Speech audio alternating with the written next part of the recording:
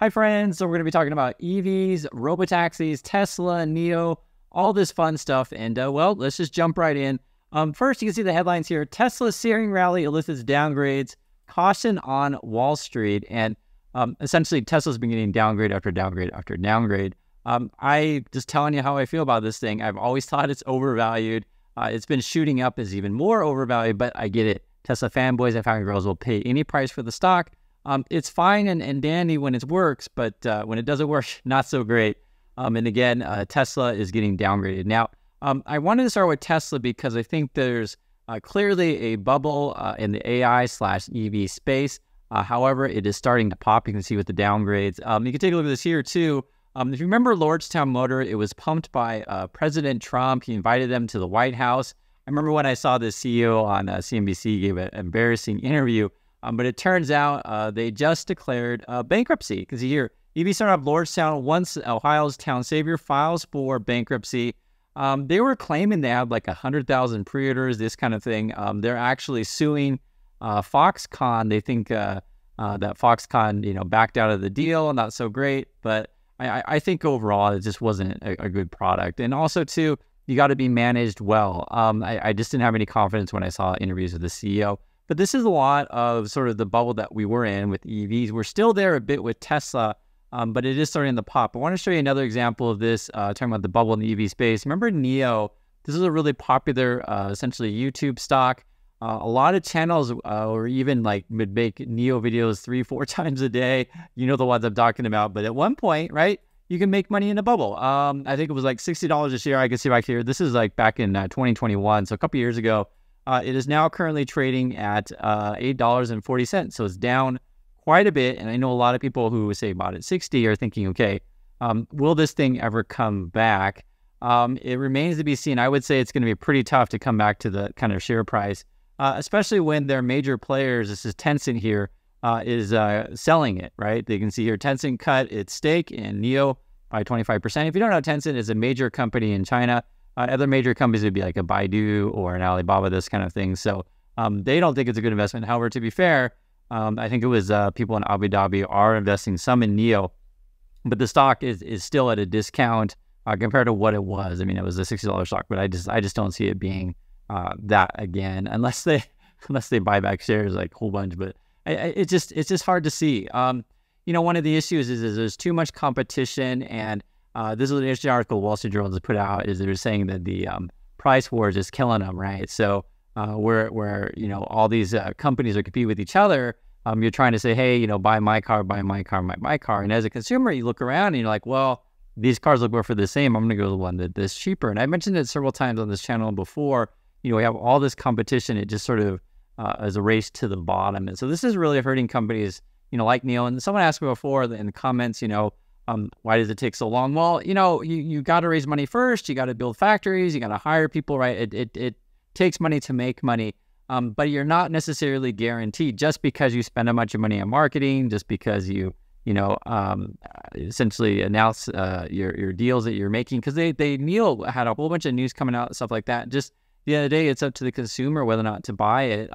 Overall, too, regarding the EV space, you can see this with the this is sort of the growth in China, and you can see here. Monthly EV and hybrid sales in China changed from a year earlier. So basically, these are year over year. At one point, you're talking about, say, from 21 to 22, look at this. The sales were well up over, say, was like 170% increase in sales. But now that we're in, 2023, you can see, and they're combining EVs and hybrids together. So this isn't necessarily just electric vehicles, but, sales are up, say, 50%, which is really high, but it's not like ginormous growth that people were predicting. Because it's sort of what happens in a bubble. Like this is a bubbly kind of stuff to where you say, oh my God, you're tripling your sales in a year, and you expect triple sales every year for like 10 years, but it just can't work that way. As you guys understand, like you can go from say 1 to 2, that's oh my God, you doubled, and then 2 to 4, oh my God, you doubled, right? But suddenly when you get to say like 3 million, and then to double to 6 million, those kind of things, your growth rates start to slow. Also, too, I think with the work from home situation that people don't necessarily need cars like they once did. So that was sort of one of the, how can I say, big sort of pushing points or selling points of, say, EVs is like, oh my God, you know, they're going to replace regular vehicles, et cetera. But what if no one is driving like they were? That was a big change.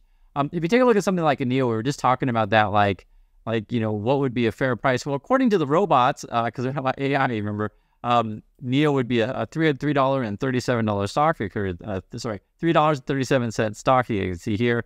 So it's currently well overvalued. And the basic gist of it is, I was looking at these numbers here. Their debt is sort of like creeping up a bit, and their equity is creeping down. So they're just in a bad shape right now. And there was another interesting thing I wanted to point out too as well. So if you guys remember, we're talking about EVs, robotaxis, and stuff like this.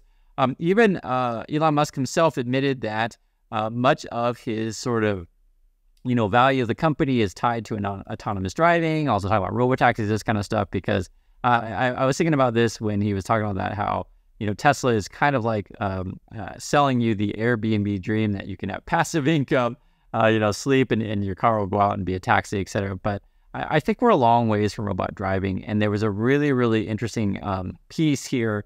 This was the San Francisco fire chief. And you can read the headlines here. San Francisco fire chief is fed up with robotaxis that mess with her fire trucks, and LA is next. The basic gist of it is that they don't know how to respond to emergencies, right? So there was like a shooting recently, and I guess one of the cruise vehicles was getting in the way of the emergency crews, right? And some of the other stuff is like, and I'll just read it, running through yellow emergency tape, right? Ignoring warning signs, and enter a street strewn with storm damaged electrical wires, right? So the robot driver doesn't really know, like, you know, how to deal with something like that. Also, too, here's more. This is, again, these are errors that's happened according to the fire department in San Francisco with robotaxis. Twice blocking firehouse driveways, requiring another firehouse to dispatch an emergency ambulance to a medical vehicle. So this would be kind of annoying, or not kind of, it would be very annoying. That, you know, I guess it says firehouse driveway, so I'm assuming that's just like right in front of where the fire trucks need to go. Sitting motionless on a one-way street and forcing a fire truck to back up and take another route to a blazing building. So on the way to the fire, the robot control cars are getting in the way of the fire truck. Here's another one. Pulling up behind a fire truck that was flashing its emergency lights and parking there, interfering with firefighters and unloading ladders. Not the car was unloading ladders, but the firefighters were basically trying to fight a fire and the car was getting in the way. And another one, entering an active fire scene, then parking with one of its tires on a fire hose. So you guys can imagine like all of the things that can happen in the world. And I mean, you know, this is just an example of emergencies, but just imagine all the things that happen when you're driving. And I remember there was an interesting article we looked at last year. It was like one of the former engineers was Waymo was saying that the robotaxis have a tough time with, say, birds. So for example, there's a bunch of birds on the ground. One of the things that the taxi might do would, like, you know, hit the brakes to kind of stop, but it's just birds where you would keep going, the birds just fly away, right? That's sort of how that works. But it's hard to train, you know, robots to understand the real world. And I thought the emergency one was a really important thing. And it's something I do want to mention. And the other thing is too, is, you know, for younger viewers, guys, I really understand, you know, you want to invest in this cool, hip technology. There's all of these, you know, people out there pumping things, but I just want you to give you a little bit of history lesson, which is important. During the dot-com bubble, all you had to do was put, you know, .com behind the name of your company, and like it would sell like hotcakes. And for those of you who remember, if you remember pets.com, and this company doesn't exist anymore, but this was like the pinnacle of that. It was very similar to when crypto and the FTX and all that stuff was like, you know, buying the naming rights to stadium, stuff like that. Pets.com spent a ton of money on Super Bowl commercials, and this company doesn't even exist anymore. I'll give you another example of sort of like bubblicious kind of stuff. For those of you who remember, are old enough, you remember MySpace, right? This is another company. This one, to be fair, it does still exist anymore, but, you know, back then there was a whole like sort of like rush to be on social media. And right now you sort of have like an EV/AI bubble. And I want to point out now, some of these companies, like we'll use the example of Tesla, is a legitimate company. They do make money, but it doesn't necessarily mean that you want to pay any price for said stock. So the good example, the one I always use, like here's a company that still exists today. It's a real company, Intel, right? And if you bought at the peak back in 2000, you're actually down on your money. And this is something that I want you to just think about, like talk about, say, the NIO stock, because I think it's kind of a similar one. Like if you bought at the peak, there's a very, very high chance it's never coming back to that. If you just give your money back, you're going to be lucky. And I know it's not fun to talk about these kind of things, but I prefer telling you the truth opposed to just making stuff up. The reality is that what happens, 10 years from now, 20 years from now, we'll only remember the winners, and a lot of people will just completely forget about the losers. And people who, invested in the losers and put all their money in YOLO NEO will probably walk away from the market forever. And that's not what you want to do. What you want to do is you want to learn from your mistakes. You want to learn from history. And also, too, please watch this channel because I try to give you guys a realistic assessment of what's going on. And I think the sort of stuff that we talked about with the robotaxis is very real, and something, and sadly, people don't talk enough about. It's just the reality of it. And it's frustrating for me is if I just tell you how cool robots are and how awesome Elon Musk is and stuff like that, I'll have a really, really popular channel. But I feel uncomfortable basically lying to people every single day and just hyping up stuff. I do think, AI and robots and EV stuff is cool, but I want to keep a realistic thing on it. And also to understand that, I get it. You guys, you want to invest your money, you want to participate in these kind of things, but I also want to be realistic on the stuff and skeptical. It is very true you can make money in a bubble. Very, very true, right? So if you bought NEO here and you sold up there, you made a ton of money, right? But you have to understand that this is a game, and I think sometimes for a lot of people that they don't realize it, right? They don't realize that this is all part of the game.